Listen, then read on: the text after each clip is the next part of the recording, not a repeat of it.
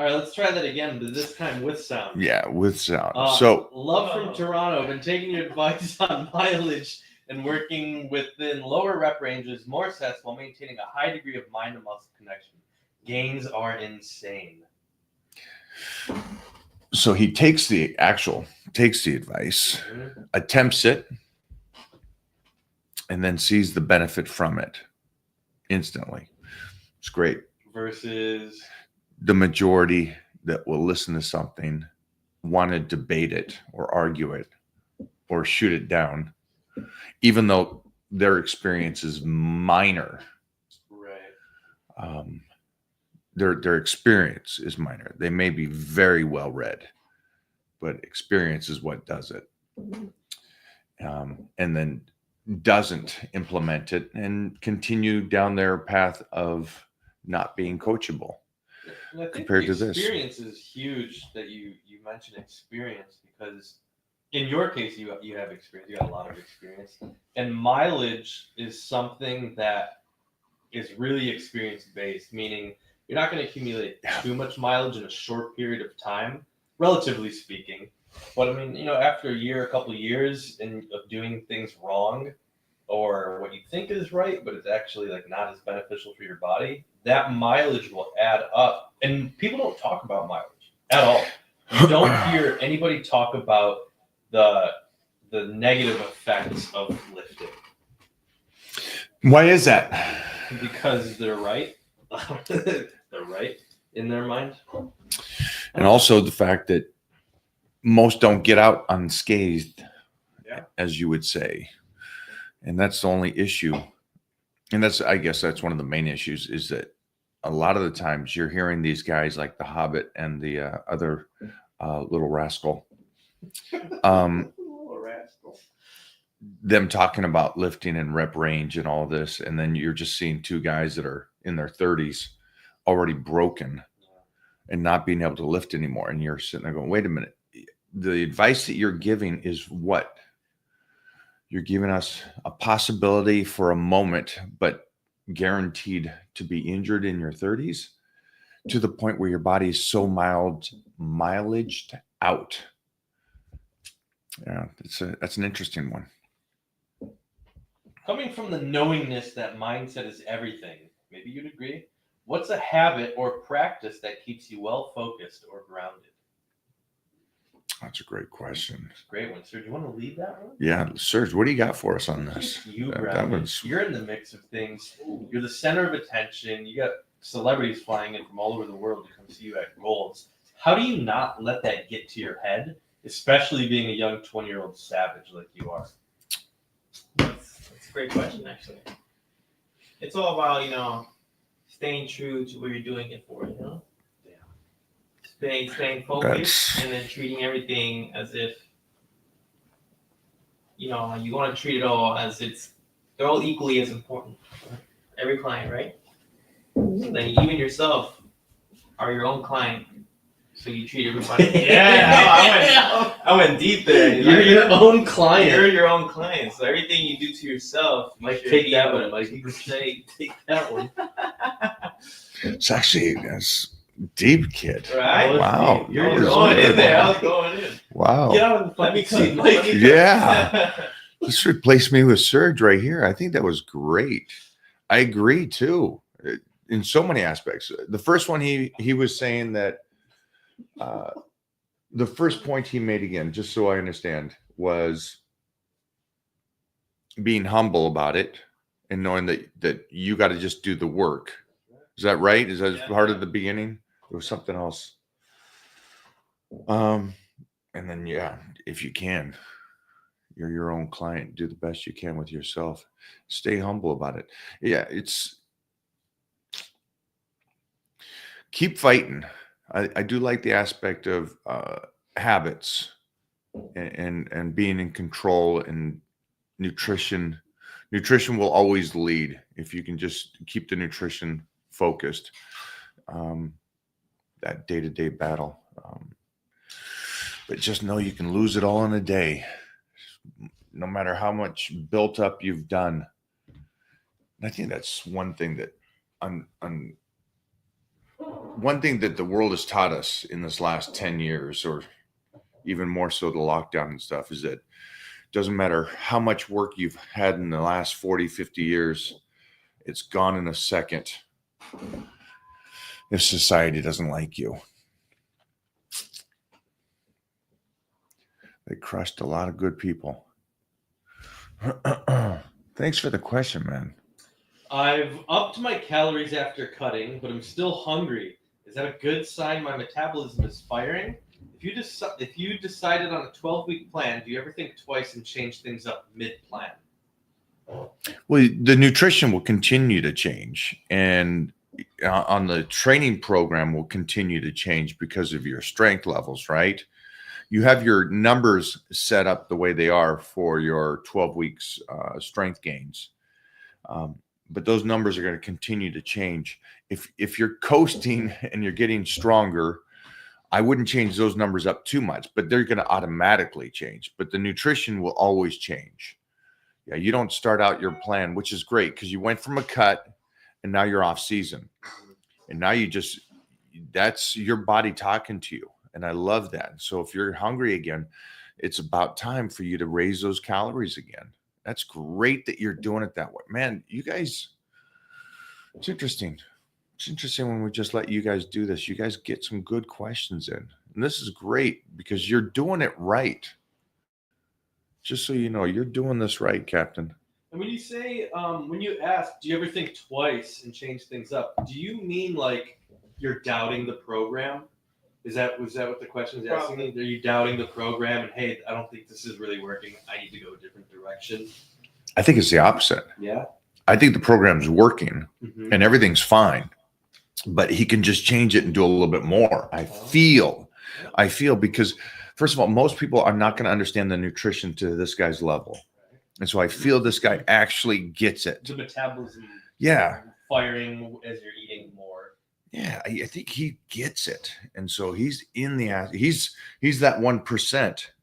Just so you guys understand, this guy, to me, what he's stating is a good comprehension of him understanding his body. And he went from a cut and he's in a surplus, and now his body's going again. And so now he can add some more calories. This is when you make those changes. You don't make the changes because you wrote a plan down and said, every 3 weeks, I'm raising it 250 calories. That's not how it works. It works off of what your body is doing. See, that's where things get, that's where your intuition, though, and a little bit of experience comes into play.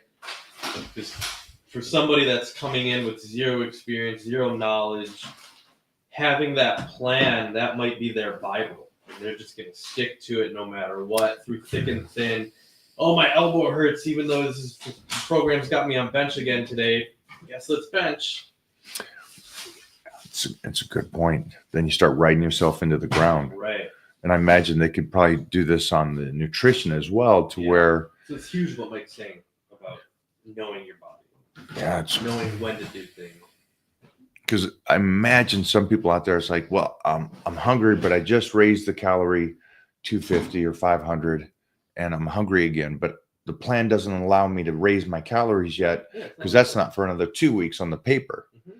It's like, well, that's why you got to coach. The executive decision. Man, that's 2 for 2. Let's go. 2 for 2. 2 baddies.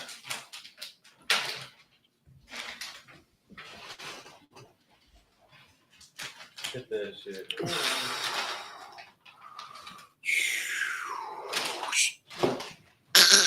Not bad. Oh, Right, we got a little split going. A little split. Mm-hmm. Yeah, then we just try to cover it. Oh, that's old school Arnold there. That's what it makes me think of.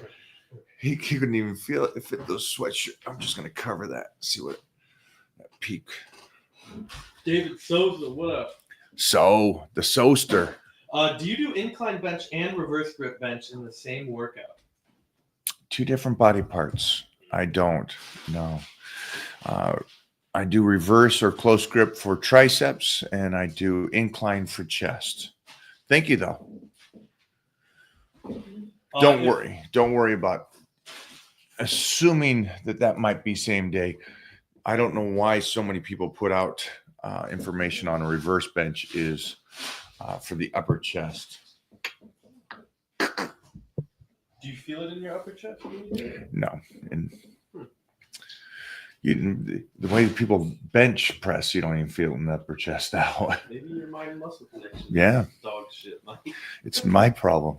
It's that's That's a you problem. that's a me fault. If leg curl machines are apparently so bad for your knees, why are these machines in gyms? Oh well, I mean, just your first part of the question's incorrect. Yeah. Nobody said leg curl machines are bad for your knees. In no world.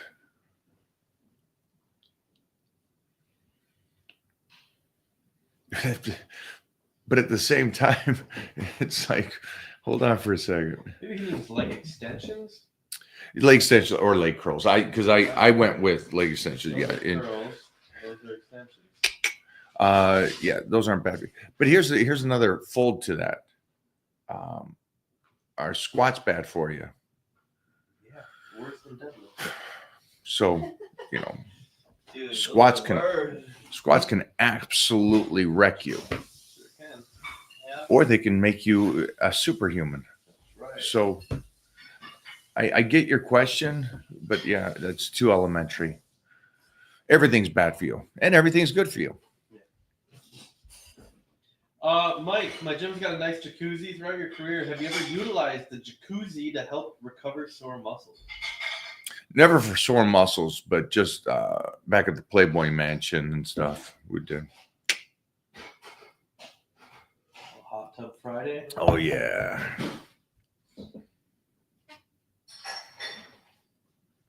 How do you get to sleep? What's your nighttime routine?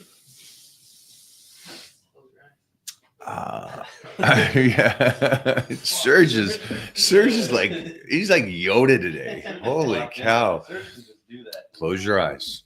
Yeah, I'm on Boom. the pub all night. I can't. Yeah, for me, some things that help get to sleep are my nighttime vitamins, my ZMA, my calcium, my magnesium, a little calm, and then trying to chill. I'm not one of these light guys. Yeah, I was gonna say, are you I'm not yeah. this Blu-ray lights and Right. 15 minutes of this, and I journal moderately. Get those kind of thoughts out of the head so you can kind of relax and focus at night. But end of the day, like Serge said, man, just close the eyes and chill. Physio from Holland here. What are your thoughts on adding functional training? A la Paul Check. I don't know Paul Check. Yeah, if that's if the goal is you're I guess at this point, are you aging? Is that for the clients that are aging, or are you getting a person ready for a sport? So it's just, again, mileage is mileage. So functional training, I think you'll get too extreme on one side and you lose the other side. That's the only thing I worry about. So rep range, obviously somewhat lower. That way you don't get as much mileage, but then also at the same time, are you still getting the benefit of weightlifting, which is stress to the body, in the range of motions? And what I see a lot of the times is these functional trainers are doing this, That's a good point. you know, moving around and all of this kind of stuff that they could probably do on their own or stretch out on their own and stuff. And they miss out the weightlifting. So I just stress to the body, again, weightlifting, and yoga. You know, I'd go back to that. But again, if you're a personal trainer, I think it's great. You're getting people that don't move in odd positions to move in odd positions. And so I'm a fan of it, but I'd also just keep in mind don't take out or get rid of real weightlifting for them. Because we sit here and we look at these 70 and 80-year-old powerlifting women that don't do functional training. You know what I mean? They're not bouncing around the gym and stuff. They're just doing powerlifting movements and range of motion for good depth. And they're still healthy. So that's the only thing I would say. Don't completely forget that portion of it. Being strong is functional. Yeah. Serge, I'm going to come back to you because you were really hitting it out of the park today. So you get all ages, and you also get a large amount of they're not doing it without you. Yeah. So what is your suggestion about functional training and getting these people moving in the positions? Well, if it's someone that's never worked out before, I don't think functional training is going to be beneficial to them in the beginning, because if you don't know how to activate muscle groups properly, then putting them into functionality isn't going to benefit them at all. Jeez Louise, kid. It's like if you tell someone to go throw a baseball but has no idea the proper form of throwing a baseball, then they're automatically probably going to damage something in their shoulder, right? I should not be here today. This boy should be sitting in this chair right now. That's what weightlifting That is, comes in handy, you know? dude, brilliant. And again, you're then functional training somebody that can't connect, and also those range of motions, the way they're doing it isn't going to be precise enough to where you're not damaging something. So Yeah. you guys got a big task on hand. Thank you for the question, man. Killed it. What do you find what is the best for growth in the back, especially the lats? Pull-ups or behind or bent over rows, for example? Yeah, well, you need thickness, just like the old school guys would say. So it's deadlifts, bent over rows. You want size. You can get the shape, but get the size. Get that thickness, that two-dimensional. Why was my question not answered? My bad. Ooh. Sorry. Ask Bull. one again. What was the question? That's not quick. I don't know, buddy. Ask it again. I was a little. I don't know if he asked it. He asked it more like, "Excuse me, why was no? He didn't. No.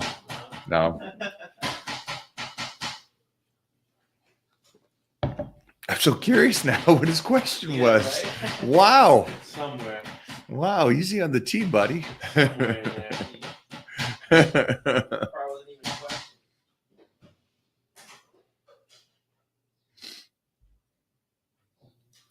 Jesus, we're still on here, man. This isn't recorded, guys. We're answering as best we can. Dumbbell press and bench press, which one's better? Oh, that was his question? Serge, yes, that's his question, Serge. It's a real ass question, too. Neither is better. Ooh, Neither is worse. Mike with the curveball answer. Just when you thought it was A or B, he hit you with C. Both great exercises. Both utilize. There's his answer. I want to know if Mike O'Hearn ever had any lower back problems and how he avoided it. No, So how'd you avoid it? I lift. Just keep me in the game. And like I say over and over again, that lower back and that hip area has to be extremely strong. And it's got to have great hamstrings and glutes, all that kind of stuff. Remember the Hobbit said something? He goes, I got good hamstrings. Why don't I play football? Because you're a moron. But that being said, it goes back to the point of, make sure that lower back is, and I guess that goes to every question you guys asked today. And functional training, okay. But at the end of the day, the mileage is the miles, right? And so what can I do to make sure that my lower back, which, hey, at some point, all of us, I hope you guys all live long enough and be able to train long enough and you're healthy long enough to where, unfortunately, your lower back may give you some issues. You know, it's like I can't fathom that These guys that are walking around at 94 years old don't have some issues, but they're still moving and grooving. And so the weightlifting, the ultimate thing would be to be able to make sure that those body parts, lower back, knees, shoulders, stay healthy as long as we can, right? And that's what Jeff said earlier today is the mileage or the experience that I'm talking about, which most can't talk about. Most, I mean, like 99%, even the ones that did well and won things and did all that still can't talk about it because of the fact that they didn't make it out on the other side of this healthy.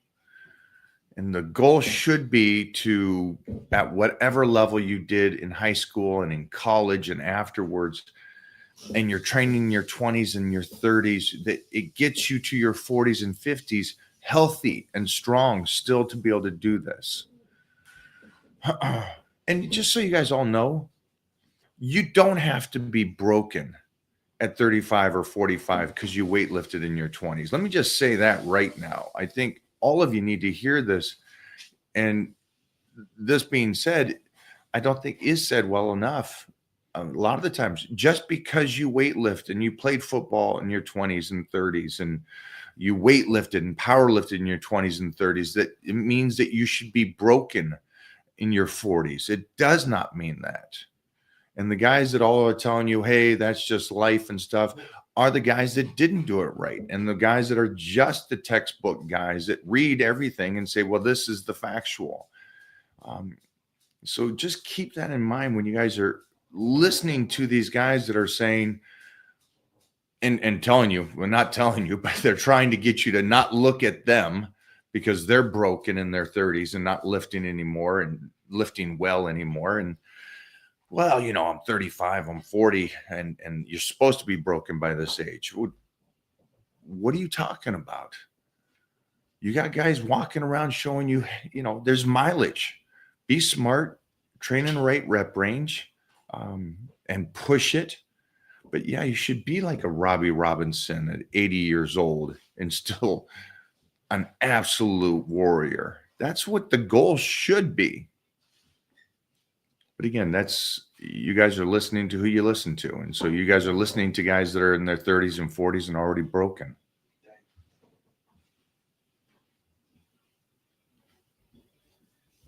You can clip that whole thing, everybody. Clip that thing and throw that out there. And you can assume who I was talking about this whole time, and I'm fine with that. What's peptide for hair growth? That's a Johnny. From what I understand, it's the coppers by far the. It's that, and he always talks about he's got the foam. It's minoxidil foam. I put the link for Titan Medical in the chat, guys. So go on over there, grab that, guys. What's the funniest thing you've seen at the gym? The funniest thing. 94 posing room. Mo, why are you laughing? Jay Cutler benching.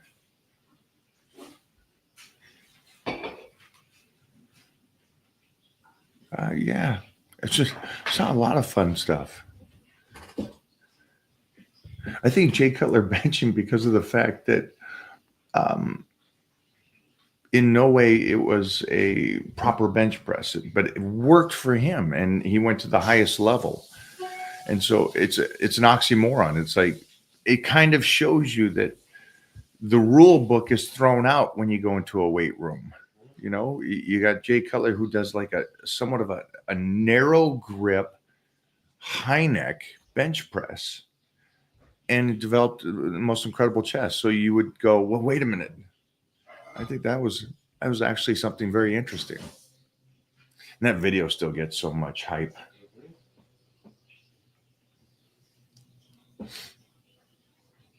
Is there any place for doing light 100 rep sets for restoration on off days? What is restoration? Bro, you don't know about restoration? I don't know what you mean by restoration, my friend. Holy sheesh. Restoration? Isn't restoration would be a concept of taking an old car and fixing it? Yeah, exactly. So what the hell does that have to do with this? I have no idea what you're even asking, but 100 reps? Let's go with recuperation. Yeah. Sure. 100% that there's a time for that.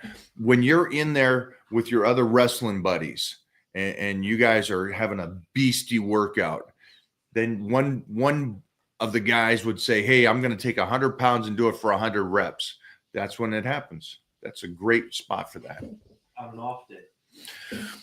Yeah, sparring day, a talking smack day, make bullying great again day. That's when that would come into play. Best leg exercise for people with long femurs to grow quads. What would your routine be? Just be squats, just like anybody else. Got long femurs, right? Gilbert, nobody has longer legs than Gilbert. Yeah, but just squats. It'd be just like anybody else with short femurs.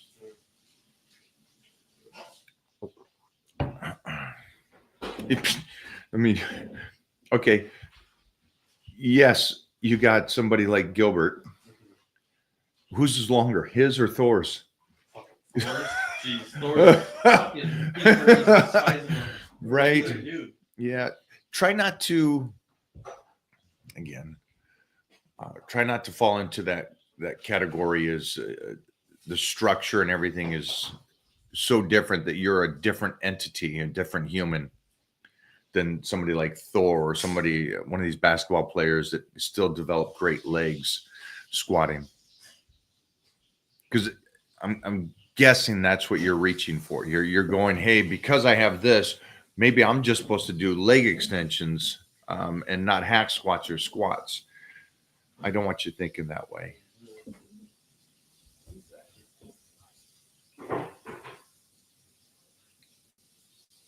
And there's a plethora of things down the road on that aspect because you asked for quads and development.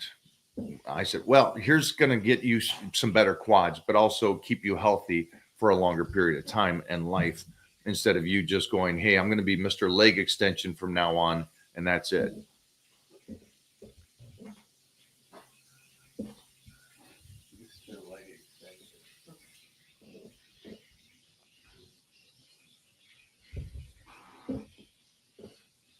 Let's go 2 more. You watch UFC or boxing? UFC, never boxing. I stopped watching boxing in the early 90s after Tyson was done. Mike, what are your thoughts on using only free weights instead of machines for strength and hypertrophy? Get a new gym.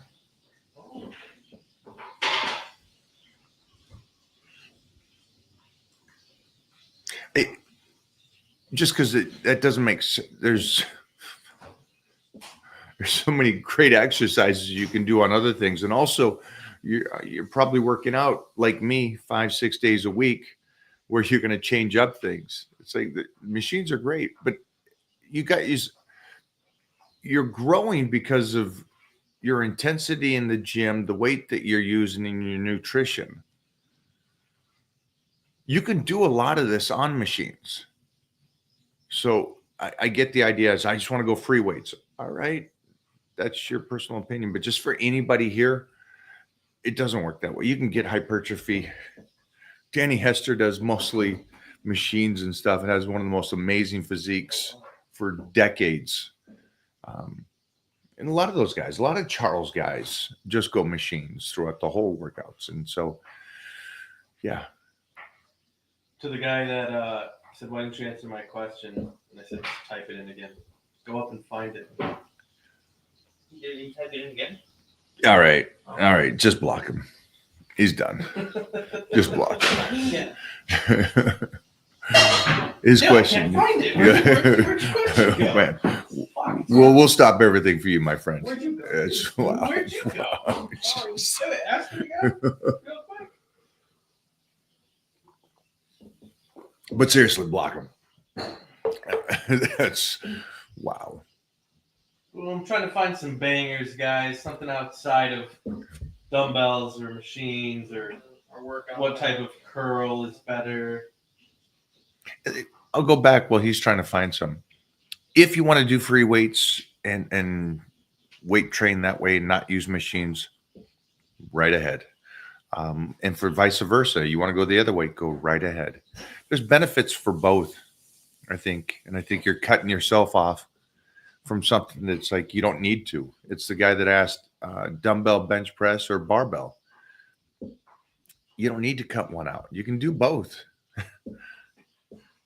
And that was, I think, one of the main reasons I said about what was one of the funniest things I saw in the gym, Jay Cutler's bench, because the way he does it is so unique. And it shows you that the textbook bench doesn't need to be performed the way it is, as long as you got connection, range of motion, and you're putting some weight on there. You can develop something incredible. And like he says, he's still healthy doing it that way.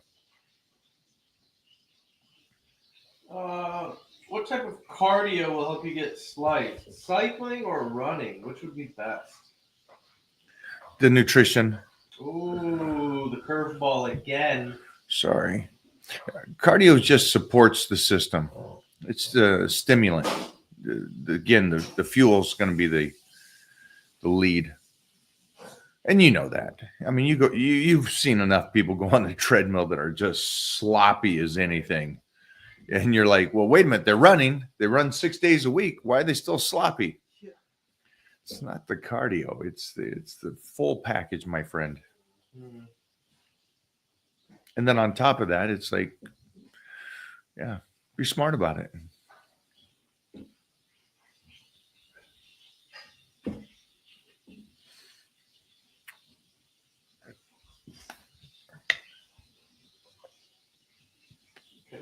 I think there is some stuff that you should probably just on the running. There's enough research now to show the damage later on from the continuous pounding. Okay, go for it. Oh, we kind of answered that when you made the Danny Hester analogy. What does Is it it say? bad if you only use machines to grow muscle without free weights? People keep hating on it. People keep yeah. People hate on a lot of things, my friend. Yeah. You go right ahead. You want to just use machines, use machines.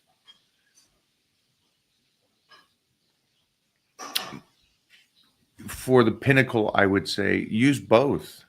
Use both. What are your workout splits like? Do you mix chest and back on the same day, or do you prefer to isolate muscle groups? It depends on if I'm working power or getting ready for a contest. It's always changing. But yeah, if you feel like doing two big body parts on the same day, props to you. And most likely, if you're doing something like that, then you're doing power, right? You're doing an old school push pull kind of a thing, possibly, or a 4-day split. What are your thoughts on including dumbbell pullovers in your chest routine? A bunch of the old school legends all used it, while the science-based nerds today are saying it's a bad exercise. Go watch my video with Frank Zane. Yeah, we talk about how great of an exercise that is. And what's cool here is you could have took, and he probably did. You probably already have your opinion of it. You talk about old school guys, and so you have these guys that had amazing physiques. They're still healthy today. So that's a double fold. I know that you may be too young to concept that, but they did it at a time where they developed something amazing and they're still healthy. And so then you got these new age guys that are absolutely tool victim weight kind of people, reading something and telling you how to do it. It's like, well, my friend, you have not left your house. So it's like, I don't want to hear this from you. You got enough information from the old timers, which is great. And it goes back to the other little guy, the little Seven Dwarfs guy, talking about Mike Mentzer and his nutrition and why you wouldn't want that. It's like, Mike's one of the greatest physiques at a moment in time where this guy looks like, at no point did this guy, in any point in his life, look even, nobody in the world put a poster of that guy up on the wall and said, hey, I want to look like that. Unless it was like a movie poster and he's one of the seven dwarfs. It was like, yeah. Holy sheesh. Not Mike Metzer. Mike was amazing physique. Look at it. Best lower back strengthening exercise. Would you agree with the deadlift / powerlifting? Training abs and lower back is crucial for avoiding injury. 100% agree. Verified. That is a fact. You got to get that weightlifting and the deadlifts and the abs and that meat, the midsection, strong like bola.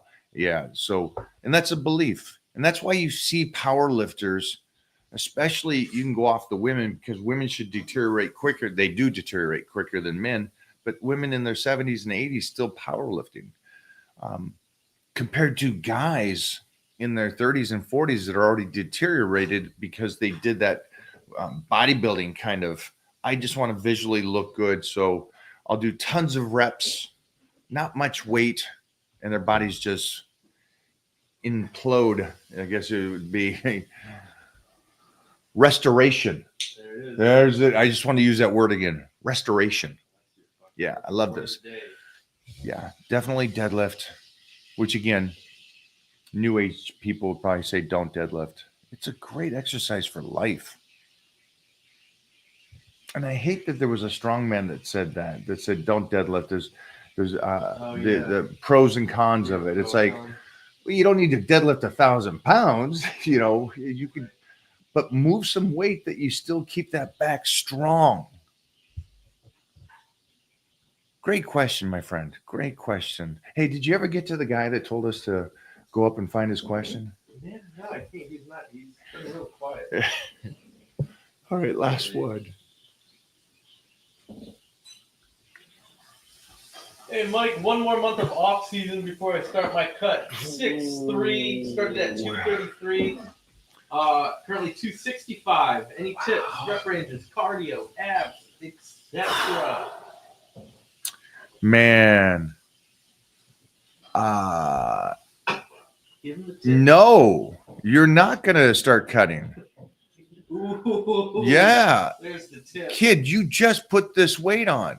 You started in January. Am I correct on this? You started in January at 233, and we're just April, beginning of April, and you're at 265. You're staying.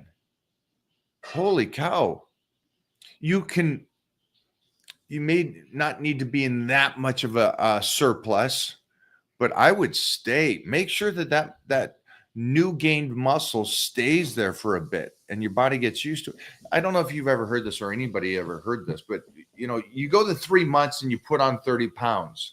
And let's say in that 30 pounds, you got a good 7-8 pounds of muscle. Great. And the next 30 or the next 3 months, now you're going to diet again. So it's 3 months size, 3 months diet, 3 months size. That muscle hasn't retained to your body like you would think it is. It's like, well, if it's on me, it's part of me. It's like, yeah, it's new muscle. It's new muscle. Leave it there for a bit. That's why the old school guys would train for 3-4 years before their first show. How long's Jeff been in the off season? Since 1994. You know, so, but that's that old school mentality. Put that size on and stay there for a bit. I know summer's coming. I know that maybe you're not pleased with how it looks. Let's say that, okay? But I would hate to see that you put on a good, out of that 30 pounds, maybe you put on 10 pounds of muscle, you know? I'd hate to see you just lose it right again after all the good work you've done. That's my best advice. I'm sorry. I would say stay off season. On that one, if we're going to be finishing up, Jeffrey, you got anything else? I'm looking for some bangers. We will be in Northern Cal this weekend, or today. We're flying up. We're out of here in a couple hours up to Northern Cal, and we're going to do a sit down with Mark Bell, and then on over to San Jose, or the Evo Sports Expo. Do a search. I'll see you guys there. Go for it.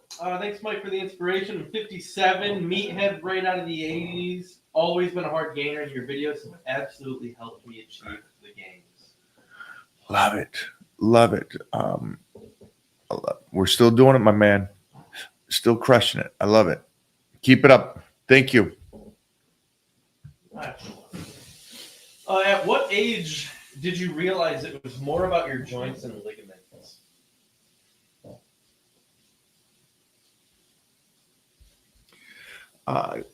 Probably about 24, 25, I realized.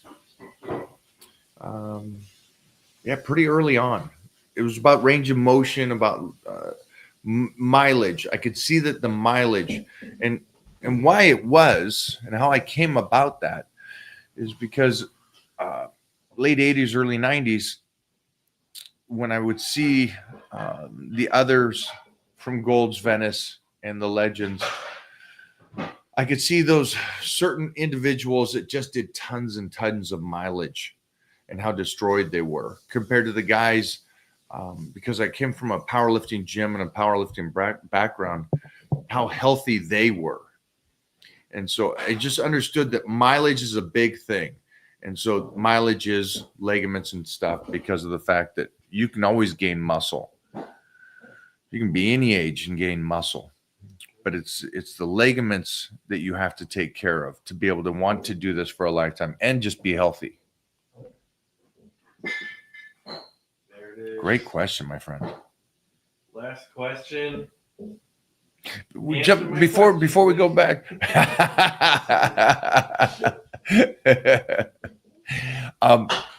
The last question that the guy asked about ligaments and stuff, I was going to add a little bit to that. Keep that in mind for all of you, because the harsh reality is when you finally are in pain and you never thought about it prior to that, it's a little late.